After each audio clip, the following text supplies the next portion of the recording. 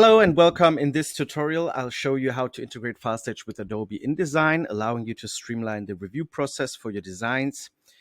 With this plugin, you can import your designs directly from InDesign to Filestage, eliminating manual steps and making collaboration even easier. So let's get started. The first thing you need to do is to install Filestage plugin for Adobe InDesign.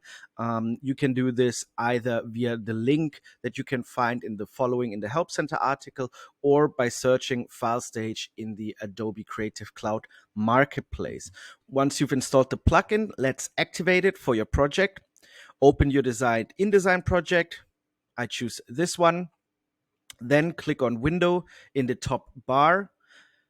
Select Extension in the drop-down menu and then click on Filestage. Once activated, you will see the Filestage plugin window in your project directly. If you would like to disable it again, you can either just close it here or go back the same steps and deactivate the plugin. To access Filestage from here, you literally just need to log in like you usually do, type in your login information and log into your account. Now that you have successfully logged into your account, let's upload a design together. Select the project from the project list where you wish to upload your new design, and then simply click on Upload File. The file that will be uploaded is the one you currently have open in your project.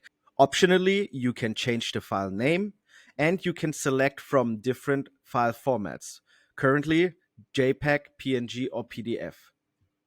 After making your selection, click Upload. Your file is now uploaded to the selected project and can be reviewed by your reviewers as usual.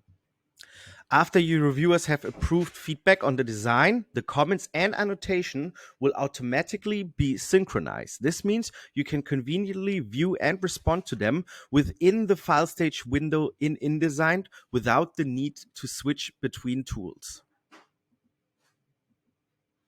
Please note that the plugin synchronizes comments from Filestage to InDesign.